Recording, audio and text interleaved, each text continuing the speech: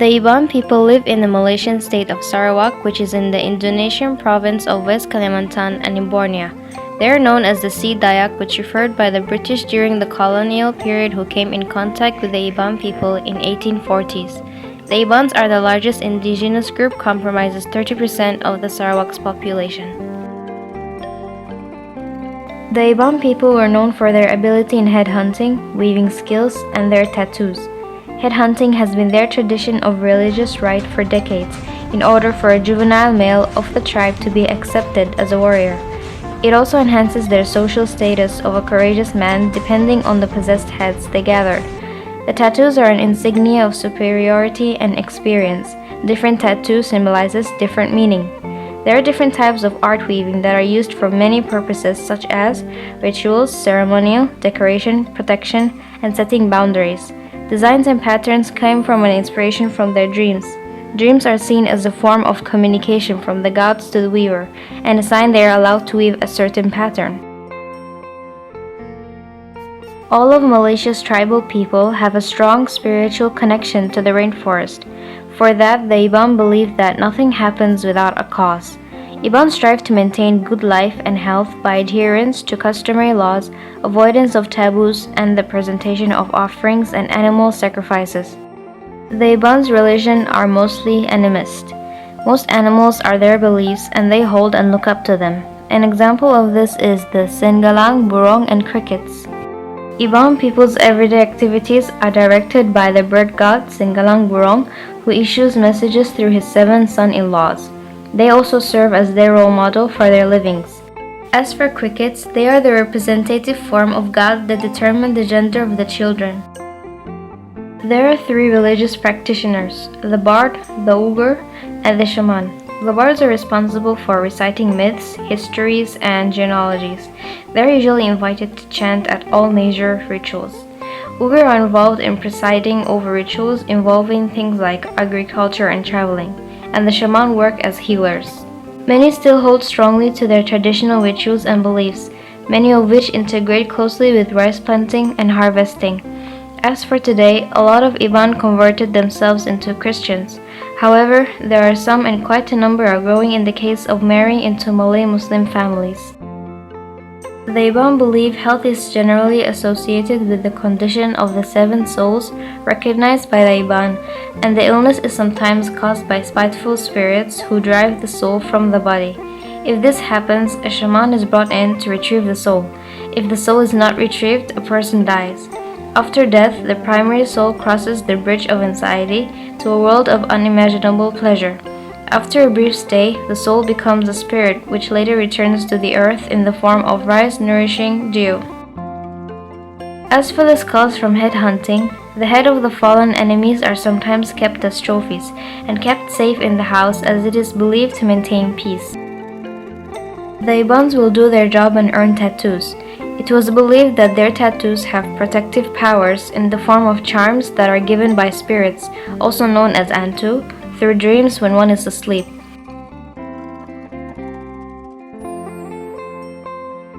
Ngajat dances is the traditional dance that was performed mostly for any occasion which involves a lot of body turning movements. The origin of the dance has never clearly been identified. However, since the 16th century, it was believed that they have been existed and was performed by the warriors on the way of returning back home from their fights. Now the traditional dance was performed to celebrate Gawai Dayak festival as a way to welcome guests to the longhouses. Long time ago, the dance was traditionally performed by the male only.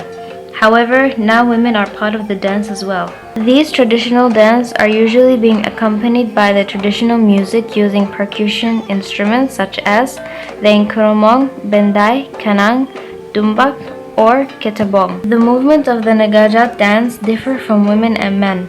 Every movement of the dancer speaks what kind of action they are doing, such as slow movement represent that they are stalking an enemy, while movement of leaping forward means a call of attack.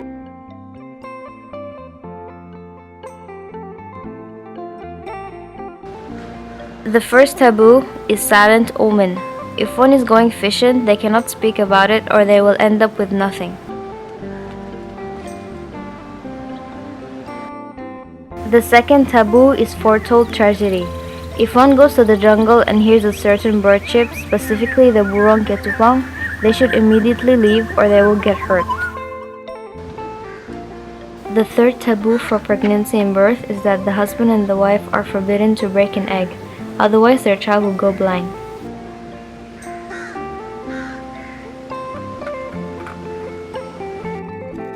The fourth taboo is for pregnancy and birth. It is forbidden for both the husband and the wife to handle a knife, otherwise the child will be born deaf.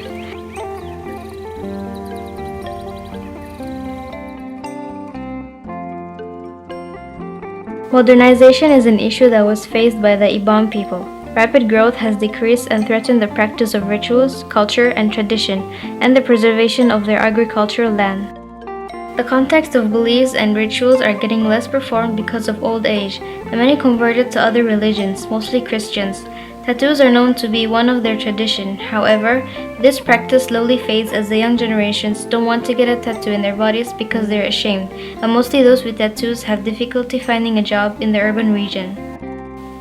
Poverty is commonly associated with the agricultural sector, such as paddy farming, and it is observed that these agricultural activities do not attract young people today. They tend to relocate from rural to urban regions, leading in the reduced labor force in agriculture and leading to an increase in poverty level. Iban has lost their land to logging, palm oil plantations, and dams, and it is now owned by the government and some private sectors where the land is transformed into a project for infrastructure. Furthermore, some lands were sold to foreigners by the villagers because the land was not taken care of, no kids to inherit, and an urgent need for cash on some emergency matters. The Sarawak Corridor of Renewable Energy is created by the federal government of Malaysia as part of the agriculture development plans to stimulate investment growth in traditional rural areas. The SCORE provides a training center for workers to improve their skills, which will then lead to a rise in their income. High income indicates there is an enhance in the quality of standard living, which leads to a reduction in inequalities between rural and urban areas. This means poverty level will decrease.